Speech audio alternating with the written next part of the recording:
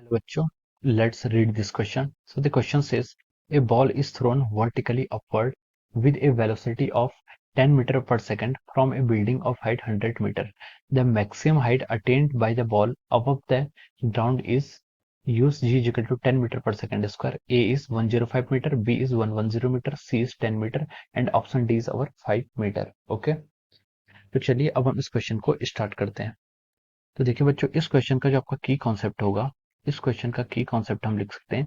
Body क्या देखिए, आपकी बॉडी को हमने वर्टिकली अपवर्ड थ्रो किया है, वेलोसिटी इनिशियल वेलोसिटी दी है, हाइट गिवन है और आपको मैक्सिमम हाइट कैलकुलेट करनी है। ठीक है, तो यहाँ पर हमें क्या कैलकुलेट करना है, मैक्सिमम हाइट कैलकुलेट करनी है बॉल की। ठीक है, अबव द ग्राउंड। ठीक है, तो देखिए हम यहाँ पर देखिए मैक्सिमम हाइट, इसमें इसका जो की कॉन्सेप्ट है वो क्या है आपका, देखिए ये आपका जो मोशन है ये क्या है, ये motion along under the effect of gravity. ठीक है, तो हम इसको लिख सकते हैं motion under the effect of gravity.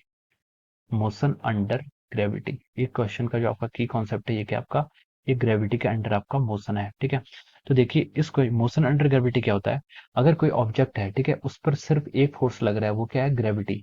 यानी कि आपका सिर्फ ग्रेविटेशनल फोर्स लग रहा है और उस ग्रेविटेशनल फोर्स के कारण, gravitational force from the earth लग रहा है और उस gravitational force from the earth के कारण जो आपका एक्सेलरेशन डेवलप होता है, जिसको हम ग्रेविटी कहते हैं, तो उस फोर्स को, उस मोशन को क्या कहते हैं हम, एक्सेलरेशन ड्यू टू ग्रेविटी। इसमें सिर्फ आप कौन सा एक्सेलरेशन लग रहा है, एक्सेलरेशन ड्यू टू ग्रेविटी। और ये मोशन आपका क्या है, रेक्टिलिनियर मोशन भी है, क्योंकि मोशन अलोंग वन एक्सिस के अलोंग है। ठीक है, so this is the definition of our motion under gravity. Motion under gravity में सिर्फ उसमें कैपिटल जी क्या लगता है, स्मॉल जी इसमें आपका एक्ट होता है। ठीक है, स्मॉल जी का मैग्नीट्यूड हमें क्वेश्चन में गिवन है कितना, 10 मीटर पर सेकंड स्क्वायर। और उसकी जो डायरेक्शन होगी वो क्या, अगर आपका नेगेटिव डायरेक्शन में लगता है तो हम इसको लिख सकते हैं कि मॉड ऑफ जी तो आपका कितना हो गया, 10 मीटर पर सेकंड स्क्वायर, और जी की जो लिखेंगे उसको हम लिखेंगे -10 metre per second square. Okay, तो चलिए अब हम इस क्वेश्चन को आगे प्रोसीड करते हैं।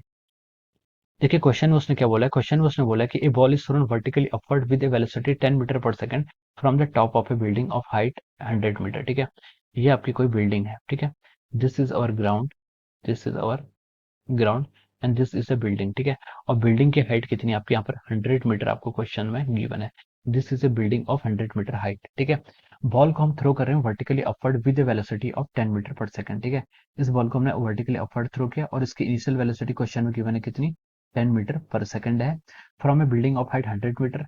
Maximum height attained by the ball above the ground. ठीक है, तो ये बॉल किसी मैक्सिमम हाइट पर जाएगी जहां पर इसकी वेलोसिटी कितनी आएगी, 0 हो जाएगी। और मान लीजिए इसने कितनी हाइट ट्रेवल की है, वो इसने एच ट्रेवल किया है।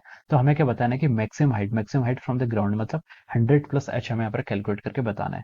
तो पहले तो हमें यहाँ पर एच निकालना है। ठीक है, एच कितना होगा। ठीक है, तो देखिए एच क्या आपका वाई एक्सिस का लॉन्ग मोशन है, तो हम कौन सी इक्वेशन यूज करेंगे, y is equal to u i t plus of our half a y into t का स्क्वायर। ओके, हम यहाँ पर देखिए इस इक्वेशन को, ये इस इक्वेशन का भी हम यूज कर सकते हैं अगर हमें टाइम यहाँ पर पता होता है। ठीक है, लेकिन हमें टाइम नहीं पता, हमें क्या क्या चीजें क्वेश्चन में पता है, हमें इनिशियल वेलोसिटी पता है, फाइनल वेलोसिटी पता है और हमें हाइट निकालना है। तो इनके बीच में कोई रिलेशन होता है, एक्सीलरेशन भी हमें पता है। ठीक है, इनके बीच में आपका थर्ड इक्वेशन से रिलेशन आता है, v square minus u square is equal to 2 a h, h की आपकी वाई एक्सिस के अलोंग डिस्प्लेसमेंट। ठीक है, तो हम इस इक्वेशन को यूज करें तो हमारे लिए ज्यादा बेटर होगा। ठीक है, इस इक्वेशन को भी यूज कर सकते हैं हम, मान लीजिए इसे इक्वेशन 1 बोलते हैं, लेकिन यहाँ पर हमें टाइम की वैल्यू पहले फाइंड आउट करनी पड़ेगी और इससे हमें डायरेक्ट आंसर मिल जाएगा। ठीक है, तो देखिए फाइनल वेलोसिटी क्या हो जाएगी, मैक्सिमम हाइट पर आकर 0, इनिशियल वेलोसिटी कितनी है 10, 10 का स्क्वायर हो जाएगा इंटू 2 इंटू एक्सेलरेशन, एक्सेलरेशन कितना आपका -10 है। ठीक है,